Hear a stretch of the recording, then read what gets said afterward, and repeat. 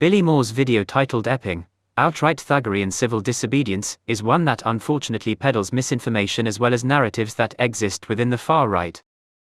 A bit of context: in Epping, Essex, an asylum seeker placed in temporary accommodation has been charged with 3 counts of sexual assault. He denies all charges. He will face a trial. Locals in Epping organized a protest largely centered around the staying in the former hotel by asylum seekers and the alleged assault of a local female. This was a localized issue, but in quick time experienced far-right agitators from around the UK descended onto Epping and exploited the situation so to peddle their racist and xenophobic worldview.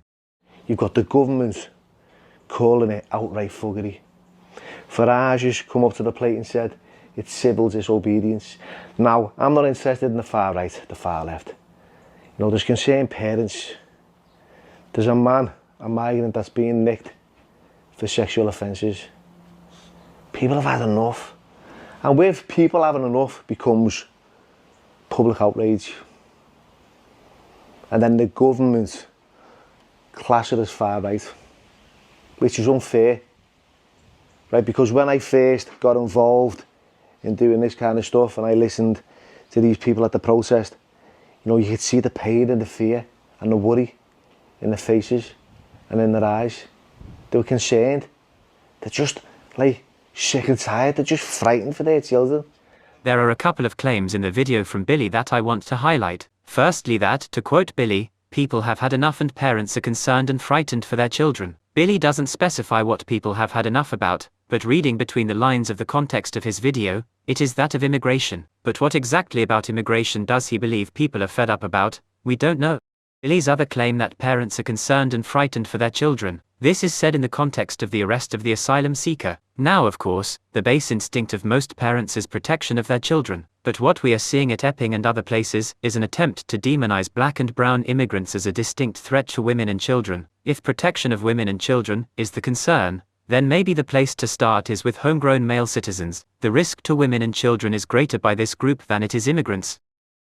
In many groups of people, you will find deviant individuals. This doesn't exclude asylum seekers, but the supposed threat to the nation, to women, and to children by asylum seekers is largely a racist agenda engineered by far-right activists, politicians and some right-wing media, and as we have seen with Billy Moore, easily accepted and repeated by people like him.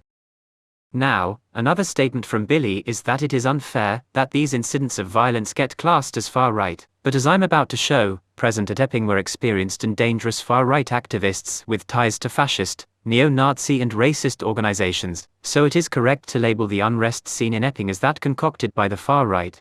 Let alone illegal immigration. We're being invaded, and the British public is rightly outraged. I agree with you. Being interviewed in this video is Nick Tinconi. Nick is a far-right activist who holds conspiratorial and racist beliefs. In the video, Nick is heard espousing something very similar to the racist conspiracy theory called the Great Replacement Theory. This conspiracy states that an influx of immigration is being engineered, in which mostly black and brown people belonging to an alien culture and religion are erasing Western customs and its way of life. Not only is this conspiracy theory false, but it's nasty, racist and dangerous. This racist conspiracy theory, that often labels such immigrants as invaders, has inspired many far-right terror attacks and will continue to do so. And here is Nick casually doing the Nazi salute at a rally. This photo was taken in Epping. In this picture you see Lance Wright and Phil Curson. Both are prominent neo-Nazis and racists in the far-right movement in the UK. Here is Phil Curson at Epping. Phil Curson can also be seen in this picture at the far end on the left doing the Nazi salute.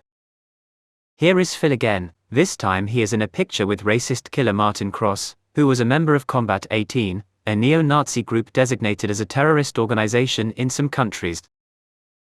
Lance Wright was a member of Blood and Honor, a neo-Nazi group thought to have links to far-right terrorists. Blood and Honor promoted white power ideology through things like music. The name Blood and Honor comes from a slogan used by the Hitler Youth. And here is Callum Barker giving a speech to the crowd in Epping. Callum, while at the unrest in Epping, was a member and activist in the fascist organization called Homeland. The Homeland Party is a fascist group that splintered off from the neo-Nazi group Patriotic Alternative and established itself on the birth date of Hitler. Callum is a soaked-to-the-bone street fascist. In this picture you see Callum posing with a copy of Ted Kaczynski's manifesto. Kaczynski is better known as the Unabomber, a terrorist from America, who murdered and maimed people in a campaign of violence. He has also posted pictures of himself embracing Nazi symbolism. In this picture he is holding a bottle with the numbers 1488. These numbers are well known within Nazi circles. The 14 refers the Nazi slogan that contains 14 words. We must secure the existence of our people and a future for white children. The 88 refers to Heil Hitler, H being the 8th letter of the alphabet. Also in attendance at Epping were so-called auditors. The better title for these people is frauditors. These people are products of social media algorithms that favor divisive and extreme content. What they do is not sophisticated at all, and they simply serve the need of social media platforms to capture people's attention. And the easiest way to do this is embrace divisive and extreme content, the exact stuff the far right orchestrate. So back to our friend Billy. Billy is irresponsible in his videos when reporting on politicized topics. He often spreads misinformation and lies. People like Billy like to give the impression that they are impartial in their videoing, but this is far from the truth. Their videoing is, in fact, shaped by their perspectives and biases. Billy operates like a propagandist for the far right and assists in their messaging and lies, in which the aim is to stoke fear and hatred towards immigrants.